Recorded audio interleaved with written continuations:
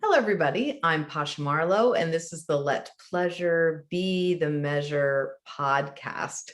And I am excited to bring you today's guest because she surprises me, and not many people surprise me anymore. I have known Judy now for a few months, and every single time I talk to Judy, I'm blown away by her fierceness in claiming her authenticity and designing her own life. So today I am pleased to present Judy Corasaniti.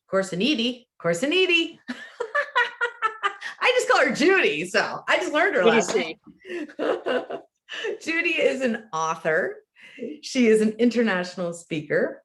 She teaches, get this, economics and finance. Yes, we are going to talk a little about money. And she's a dancing mindfulness facilitator and a poet. And she plays basketball and drums. I just think you're fascinating, Judy. I'm so glad you're here. Thank you. Thanks for having me. I'm glad to be here. Anybody who tells me they work with money, I just frankly make the assumption that I won't connect with them because it's not in my comfort zone or languaging. It's numbers and me don't get along ever. And I don't think I've ever met anybody who is not only so good with economics and finance, but also has such a creative spirit and a vulnerability. So yeah, you're really interesting. I think, thank you. I think. You are. I met you in a group called Midlife Mirth, where we've been as midlife women gathering, and we play improv games and we talk and we share our shame stories and our limiting beliefs, and we get vulnerable. And each week, what I'm so impressed with is how you come to the calls like so ready and willing to step outside of your comfort zone and learn about yourself. And you're 61, right? Yes. And you're still fiercely, relentlessly learning about yourself. Absolutely. Yeah. And challenging yourself. Like you challenge yourself daily, it feels like. I'd say so. Is it scary to constantly challenge yourself? It is, but it doesn't feel like challenging to me. Honestly, it feels like opportunities. Like opportunities I'm presented that I have a choice in pursuing or not. And I think sometimes those opportunities are challenging to me. And I think for me, I started a quest a few years ago to really be the best version of me I could be, because I've struggled with depression, anxiety, and things like that over the years. And I just decided like, I didn't want to do that the rest of my life.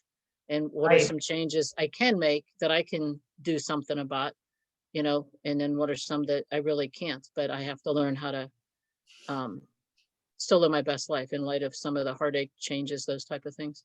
Yeah, one of the lines in one of your poems, I can't remember which one, was about surrendering and holding on. Like that you work within the paradoxes and the dualities, and there's kind of juxtapositions often that the yes and, or you call it both and, which is so much life, but you really embody it. Thank you. Yeah, when I realized that coexistence was a really healthy thing, it could really work. Because in some ways, so in the death, someone that we love dying, there's a way that we're so sad and grieved about it, but another way we're celebrating that they're not suffering anymore. And so, that's an example of the both and it's like, how can that really happen? But it can. I mean, there's space for that. I believe in our hearts and in our minds to live in both, that dual existence, and it's not easy, but I think it's a really valuable place of, in a sense, you can get to a safe place of learning that you can do both of those at the same time. Yeah, and I think that's really important to notice. And you mentioned grieving and losing somebody and having that be that they're in suffering. And then right now in my grieving, I'm also seeing it as a form of love. Like I'm so grateful to feel such love for my son that I'm also grieving his illness so much. And so, but yeah, I love to be able to see the gift in it, or the pleasure in it, or the other side of it. It not only helps make it more manageable, but it's also becomes very beautiful or brutal. Have you heard that term, brutal, or brutal and beautiful at the same time? That speaks to me every day. But yeah, you have a powerful story, and I don't know to what extent you want to share anything related to your history, to give any context to how it is you maybe started in a place of trauma and then moved into this place of self-expression and healing. Sure. Yeah. So over the years, I've experienced trauma on a lot of different levels. It's probably the best way I could put it. And it brought me to a place with the both ends. It brought me to a place of, there has to be more. And then seeing my cycle of my challenges and how they just keep repeating things, whether it was depression or battling, feeling hopeless, or that big question of like, what's life really all about? Or is this all there is? And those type of thinking. And, because I do feel sometimes life does feel almost like a treadmill, right? Like we get up, we do this and da da da da, and then we go to bed exhausted, we get up and I was like, that's not what I want to do or be. And I remember 2.5 years ago showing up at therapy, and, obviously the therapist one of her first questions was, what brought you here and what do you hope to obtain from coming? And my answer was, I just want to become the best version of me I can become. Mm-hmm. And I had a lot of shame, a lot of heartache, a lot of disappointment. Plus I had a lot of blessings, a lot of gifts along the way. Mm-hmm. And, but I knew there was a challenge, and I knew that it was an uphill battle. And I also knew there were resources to help me work with that, so yeah. I've been working pretty hard, the past 2 years or so in therapy, really working through a lot of those issues. Mm-hmm. And that's honestly, I think I'd mentioned to you, that's how the poetry book got birthed. It was just journal entries, right. After in between sessions. And as I started being willing to face some of the things that have caused me disappointment or shame or heartache or brokenness, and the power of the secrecy of when we've been hurt, when we've been abandoned, abused, whatever it is, like those secrets have a lot of power, and so it's like in my mind I can say, I just want to break those. It's like, but what's it really look like, to take the steps in vulnerability, to show up, to be honest. Mm-hmm. Because I look at it and I think most people want hope, and most people want to be seen and want to be heard. Yes. And there's an innate need in each of us for that to occur. But how does that really happen in everyday life? And I'm telling you, all the years, if I look back to coaching, to teaching, to student success coordinator, to all these different roles or positions I've played over the years, my passion is to, like, what's it look like in everyday life? I would give these retreats and kids would walk away all pumped up, ready to go. But it was like, okay, so what happens tomorrow? What happens when you get back home? Or, and that can be adaptable to work, to friends, to marriage, relationships, to anything, And you have such emotional intelligence and awareness. So it always surprises me, probably every time I talk to you, that you teach economics and finance. So I don't even know how the math brain works and numbers, but for you, that's the way your brain, that's the default for your brain, is you understand and numbers make sense. It's rare to meet somebody who has both. So yes, how did you come to love and understand numbers? This is like a bizarre, this is like as if I was asking you, when did you start paranormal removals? Because it's so bizarre to me. It starts with awareness, right? It starts with awareness. Yeah, I mean, there's a few different responses to that, a few different levels, I think, where it happened. Like I said, growing up, I would keep scorecards for my Pittsburgh Pirates. I'd be watching the game on a Sunday afternoon, and Richie Hebner on third base. And, when hits were made in statistics, I just started really liking numbers, and numbers made sense to me. And I explained it to someone who's fluent in another language. So if you're fluent in Spanish and in English, even though English is your first language, that's how numbers are to me. It's just marketing, finance is how my brain just works. Like, I was sitting in church one time and they were giving communion and I was distracted. This was some years ago, but this is when I started laughing at myself with this. I'm thinking of how they could have strategically functioned differently in their distribution of communion based on the number of people going.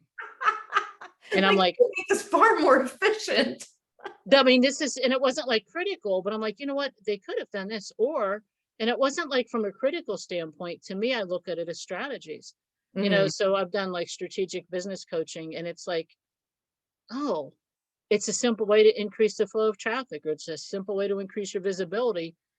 My brain works that way with marketing, but it also works with that in finance. And I think a few things. One is,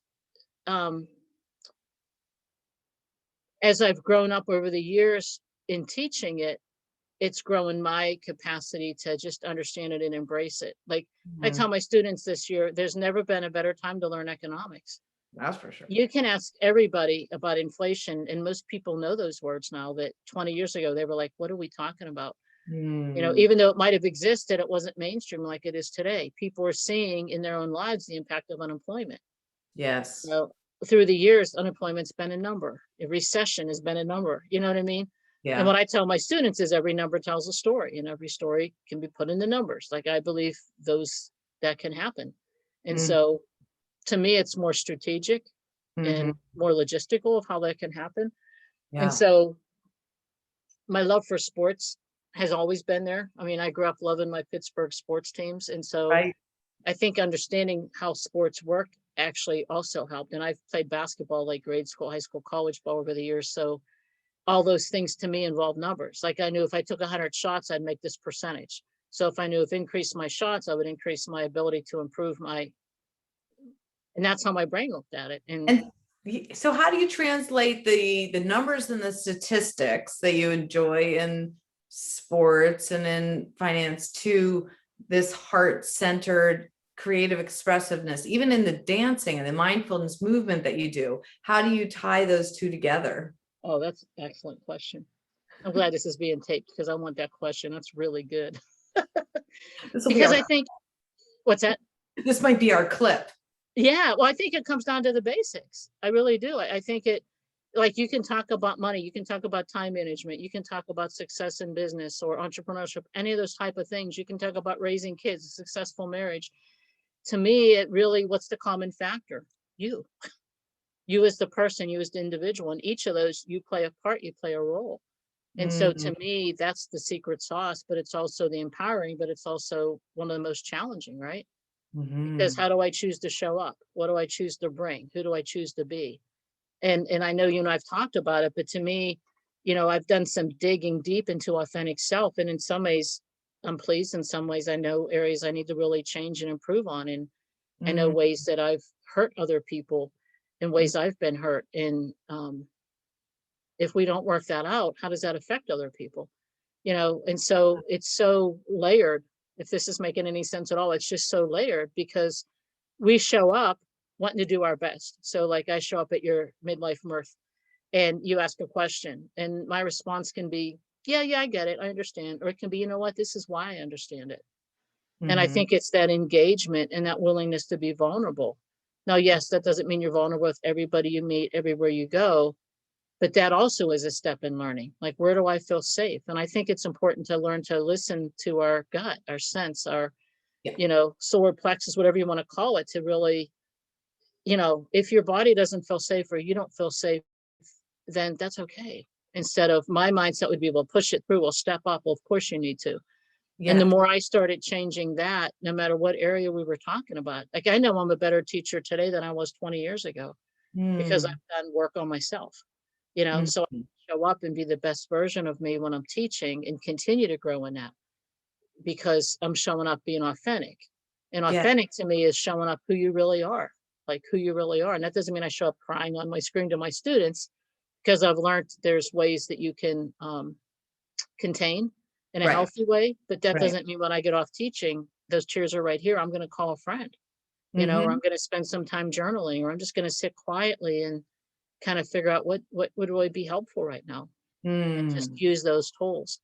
But for me, it was the willingness to use those tools, and there was, because of how I grew up, well, I can handle this kind of mentality, as opposed to, I think I need some help. Right. And that was a big change for me over the past few years, really getting real about that. Yeah, it's so brave. It's so brave to ask for help. And when it feels like you can, everything's, controlled, whether it's the numbers or the stats or logic. And then life isn't like that. Life is so Sure. messy and chaotic that that we're not always prepared for it. And we don't always have the skills Right. to handle it. And we can't know everything. And you said something like you can't know more than you know, or forgive yourself. Can't know what you don't know. You can't know what you don't know. Yeah. Exactly. Yeah. So, And I would hold myself to these standards to know things that, how would I know them? exactly. And Anything. so instead of the self-judgment, that's where, for me, leaning more into curiosity and figure it out. And then also, I hope I can say this I'm sure I can, but like, own my own shit, like Oh, yeah. Yeah. learning what that really looks like. And I'm learning what that looks like. Yes. But that doesn't mean I'm a bad, awful person. It means these are areas I need to grow in. These are areas I need to be more open about, or I need to be humble about, or more kind in. And, Yes. Yeah. but again, we can take it on as self-judgment, self-loathing, destructive behavior, or the growth. Okay, so these are areas I need to change. These are things I want to take responsibility for. I don't know how. Because I Mhm. believe in most people's hearts, they want to do good, they want to be good.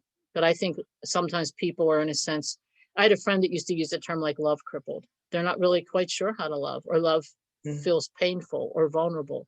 And Mhm. then there's risks, and then what that looks like. And Mhm. you brought up a great point, because I think about it, for me, numbers are predictable.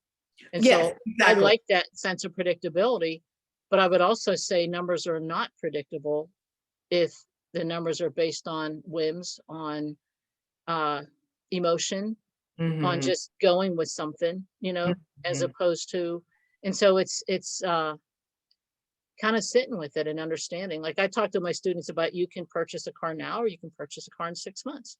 Mhm.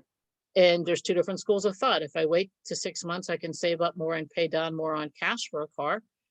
Or if I wait 6 months, the price might go up. Right. Right. And that's the risks. You know what I mean? And to me, I can adapt that into growth mindset, pivoting, business success, inner healing, like, name it, because to me, there's always options. There's that both and that exist. And it's Yes. what do we want to lean into in that moment, or what do we want to ask for help for? Mhm. Mhm. And you said something that clicked in my head that I hadn't really thought of before. Well, you said it in a numerical way. You said the common factor or the common denominator is you. Did you say the common factor? And um, I move a lot, as you might know. I'm in my 20th move.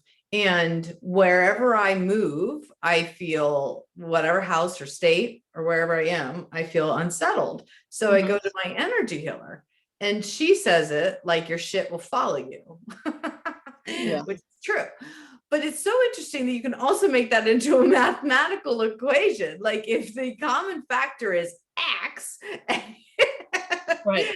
you know what I mean? Like, if you're the common factor in all of the patterns of interaction that have caused you harm or confusion, then you have to work on that. You have to work on you, and that you might be the change that needs to happen, which is humbling and super frustrating, because it'd be a It lot is. easier if it Yeah. was just, mold or something. Right. Oh, right. Because I think too, I mean, I think my personal belief is that's part of our human nature. Yeah. We're gonna try and figure out what the problem is and solve it. And in my mind, it's a lot easier if it doesn't involve me. Like, if I just move this box from here to there and it makes it easier, works for me. Great. If I just switch this line from here to here and it works better, or I just drive this way so it's quicker. But again, it's ignoring, I believe, what's most valuable, like Yeah. us, Yeah. our hearts, like our desires. And I think too, I heard someone share a few weeks ago, and it really struck me. She was really angry about something, and she said, I just sat down and sat with the anger for a while. Mm-hmm. I've heard that. I've even done it. But I Mm-hmm. thought, boy, that sounded so vulnerable to me when she shared it. But it made so much sense, because A few years ago, if I felt angry, I felt sad, I would want to like either push it down or dismiss it, not sit with it. Yeah, it's And hard. for me, I'm seeing the healing and the change and the challenges and the opportunities with sitting with it.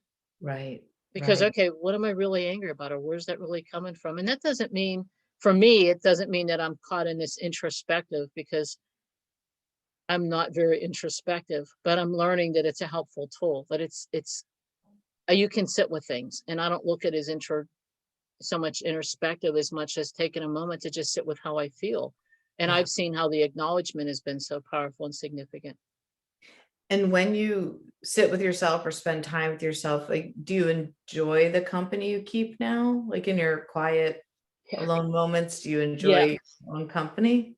I have a dear friend, Brandy, and she was speaking at a retreat some years back. And she said the best line ever to this.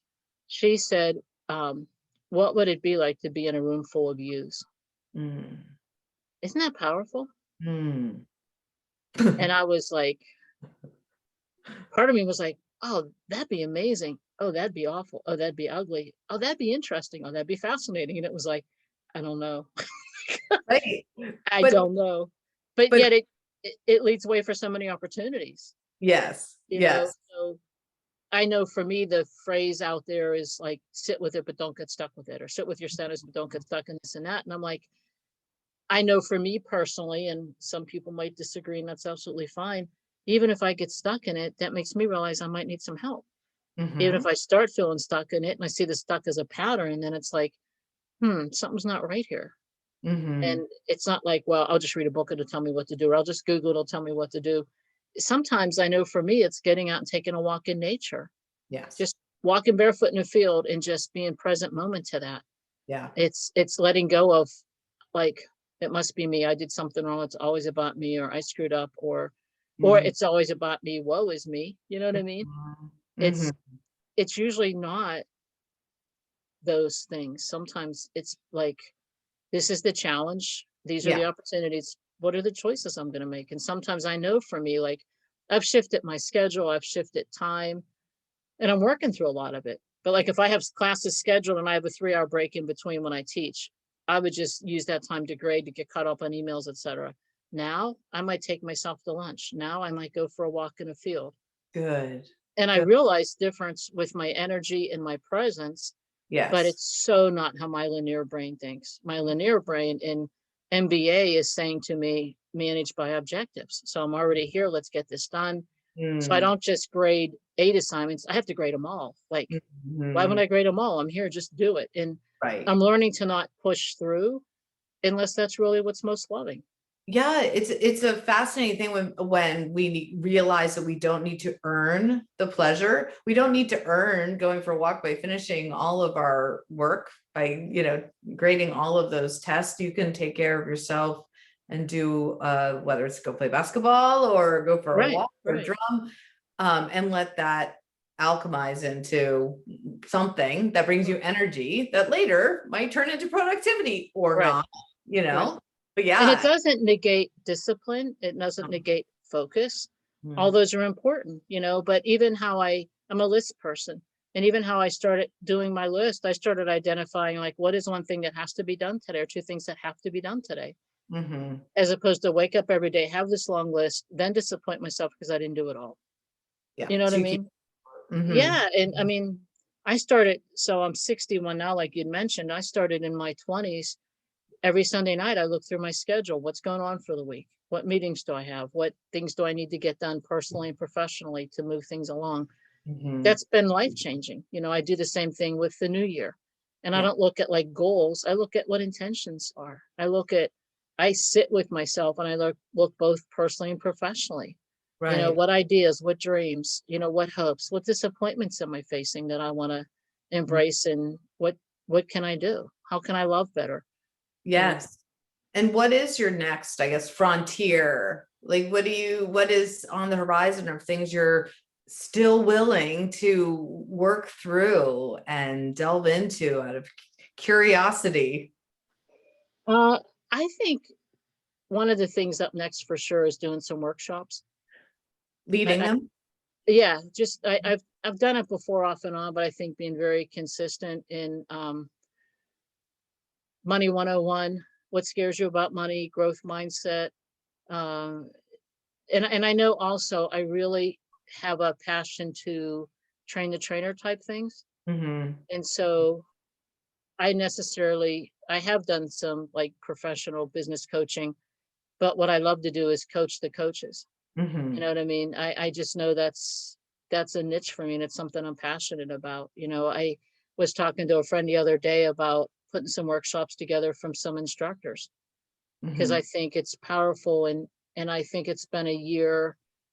I know for me, I was getting gas the other day, and the gas attendant says, "Well, hey, what do you do?" And I said, "Well, I teach college." And he put his hand on his heart and he said, "Thank you for your service." And, and I laughed, but in some ways that was so endearing, Yeah. because it's been a year, like I've taught online before, but the transitioning and then the fear and anxiety and unknowns and job losses and life losses, etc. It's been quite a year.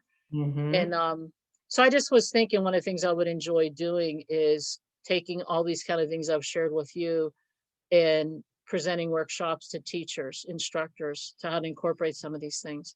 Because I'm learning in a classroom, if some of the students are showing either they're not understanding my material or they're feeling frustrated by it, how can I take a step back and empower them and set the stage so that it's more digestible, Right. and diffuse that. And I think that those kind of things help. So, and I actually am thinking of another poetry book or two, but I'm not sure. I'm just not sure, but I know for sure doing some workshops. And I love, love, love public speaking. I love the format. I do. I just, yeah, I've had some amazing opportunities to speak publicly, and Good. I just really appreciate the opportunities. It's so fascinating, because I think if I was going to take a money workshop, which would be way again out of my comfort zone, how refreshing it would be to learn about money with somebody who has the emotional intelligence and compassion, empathy, to realize that what's coming up in my money blocks is probably trauma based or Exactly. shame based. Exactly. And it's a unique gift that you have to be able to have a foot in both worlds. Right. Right. I mean, I think the psychology of money is so important. The mindset of Fascinating. Yeah. is, and yeah, from the economic perspective, but to me, I believe two of the greatest gifts we've given is time and money. How are we using them? What are we doing with it? Whether it's self-criticism, whether it's stories we tell ourselves, whether it's failures, whether it's deep in debt, there's hope. There's always hope. Whether it's businesses that have failed, to me, there's always hope. So, Which is the name of your book, right? Bridge of yeah, Hope. yeah, yeah. Oh, And that's yeah. really what it came out of. Yeah. Well, you offer people hope who have experienced trauma. You offer people hope who have experienced depression and anxiety. You offer people hope who have money blocks. You offer people hope who don't know how to be vulnerable because they're more linear. And then you offer people hope who are just like, I don't know what to do. I don't know where to put all this stress and this grief and this rage. And then you're like, well, you could dance, or you could play drums, or you could play basketball. I mean, you have this diverse and curiosity, and then to bring curiosity over criticism of yourself and others. This kind of relentless curiosity is such a blessing to those that you will teach. Yeah, because I think identifying the self-judgment voice, Yeah. regardless of where it came from. And I'm in the process of it. I haven't arrived, but I know the awareness of that. I'm really so convinced, and I'm seeing in my own life, the awareness is so important. Like if we just stop and think, wait a minute, why do I have all this anxiety about this? Yeah. And I'm not, I believe like what we speak has value, what we think has tremendous value. But in saying that, I just think it means showing up. I mean, sometimes it is doing the hard work. It's looking at risks we have taken in the past and looking at the wins that have come from it. You know, by nature, we tend to look at what hasn't worked instead of what has worked. And I could give you statistics on that, you know, because I'm a researcher, and I don't like to say things without doing my homework on it, and Yes. not just like, I'm not a media opinion. I'm a hardcore journal entry. These many people have been studied. This has been the outcome, because that's validity. You know what I mean? And so for some people that will speak to them. For others, they'll just get out and dance and move and shake, and that'll Exactly. be amazing. Yeah. But I was exposed to a dancing mindfulness experience. You know, the place that I was going for trauma therapy offered like community events once a month. And I had the opportunity to participate in, and I love the dance. I've loved it my whole life. I mean, I have a picture of me dancing to dancing the twist when I was like 2 years old in my playpen, you know. But over the years, what does that look like? You Right. know, and with dancing, you know, so to me, dancing mindfulness is, when I first showed up there, I just stood in the corner with my hand on my heart saying, oh boy, you know, similar to my yoga experience, you know, like, again, the self-judgment, what am I doing here? And da da da da da, and I'm embarrassed, and I weigh this much, or I look this way, or, and Right. it's comparing, or it's, you know, and I'm telling you, the dancing and mindfulness just, there was something really significant in that, because it was about calming my mind, you Hmm. know, and stop thinking, stop analyzing anything, like the statistics, that whatever, you know what I mean? And Hmm. just let the music envelop me Yes.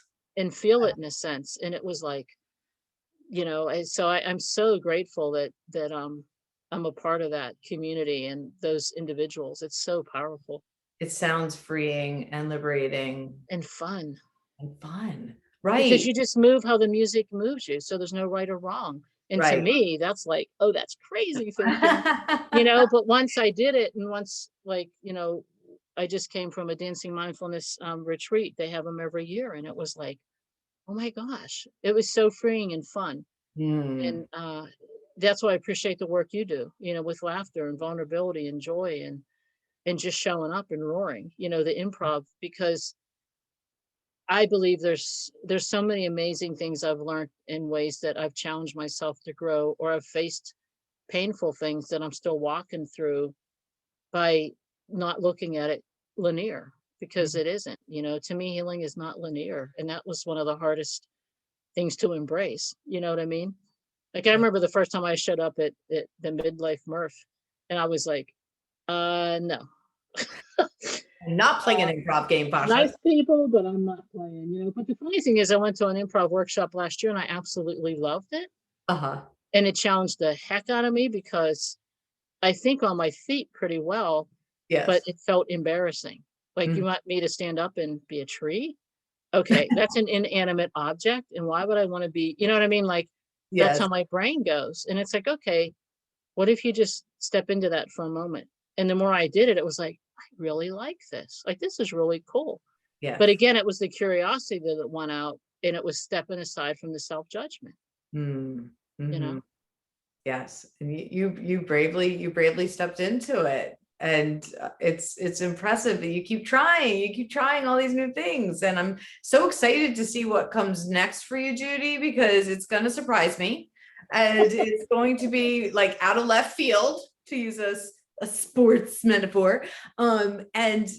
And it's going to be exciting. It's just, I'm so curious. I'm so curious about you. I know in the beginning of our conversation, we were laughing, making a joke. I just thought it was funny, but how you epitomize the flow chart, because we talk about flow charts as like money and statistics, but I also love this idea of you being in the flow and curious and creative and trying and exploring and being linear and being logical. uh, Yeah. yeah, it's just fascinating. I hope that whoever's listening out there who feels stuck in their ways, stuck in their limiting beliefs, stuck in their shame, stuck in their stories and old tapes is like, oh, I can at any moment in my life decide to take an improv workshop, just decide to take a dance class, to decide to take a class about money and learn how to, for the first time ever, like, what do those numbers mean when I go to my bank website?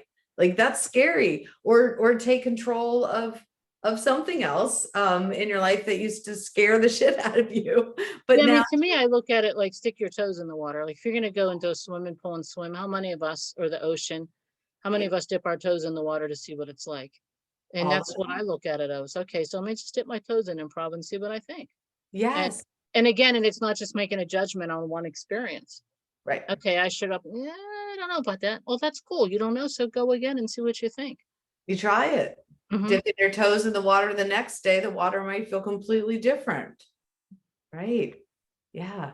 Wonderful. So you have a book that if people want to read your book of poetry called Bridge of Hope, how can they find the book or you online? Yes. My website, it's judymc.org, O-R-G, judymc.org. And on there, you can book an opportunity to meet with me through Calendly and set up a time if you'd like me to come do public speaking. Then also you can actually purchase my book online there.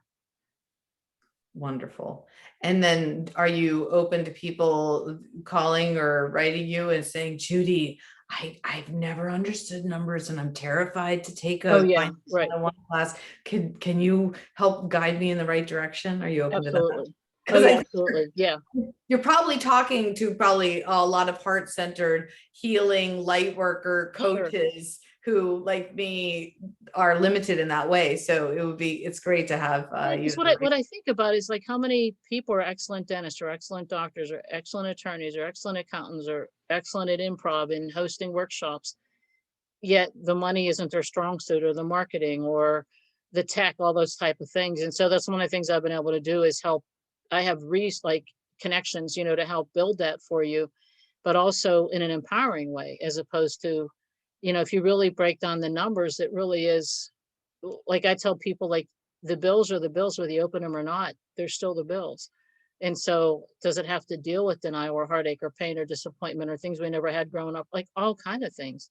Yeah. And I'm not a psychologist. I'm not a counselor. I have an MBA, but my undergraduate was in sociology and my passion was how to empower others. And so on my website, there's an opportunity to schedule time to meet with me individually. Nice. To talk about those things. Absolutely. Yeah. And see or people that want to collaborate with me. Okay. Yeah. Excellent. Thank you, Judy. Thank you. This has been fun. You're very welcome. I hope to keep connecting with you, of course. Oh, it's always a pleasure to hang with you. Can't get rid of me now. Could I share one of my poems as we wrap up? Please. Yes. It's called Cheering You On. Turn you on? Cheering you on. Oh, sorry, different lens. Oh, like here she goes. Now she's going down a whole different path. There's the surprise.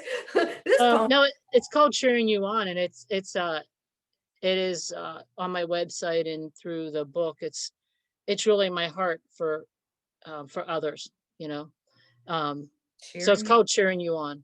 With hope in your heart, with determined spirit, head held high, step by step, slow and steady, hesitant yet moving forward, scared and vulnerable, strong and brave. You got this. You can do this. I am cheering you on. And I got to be honest with you, Pasha, when I was reading it, I was thinking how that's how I feel for you. Like I'm just cheering you on in your circumstance and those that are tuned in. Like that really is my heart to cheer you on. And it began with a challenge about what love really does look like. And I challenged myself at the beginning of the year to really embrace that statement, like how to love with no agenda. And so a lot of what I shared today has been birthed out of digging into that and in my own personal life and personal relationships, as well as in my profession. So beautiful. I thank you for cheering me on, and I cheer you on as well. And I think both of us can say that we're cheering on all those out there who we might never meet or talk to, but somebody out there needed to hear something that we said today. And that one person is who we're thinking of right now and cheering you on out there. Yeah. Thanks for this opportunity. I appreciate it. Thank you, Judy. If anyone would like to reach out to me, easy to do so. You can find me on Facebook and Instagram under Pasha Marlowe, email pasha@pashamarlowe.com. And you can book a 30-minute liberation call with me and you get an opportunity. You could speak to Judy one day and then you can have a call with me the next day. And what a fun week that would be. So we look forward to talking to you and getting to know you out there. Thanks so much for listening. Thanks, everybody. Bye.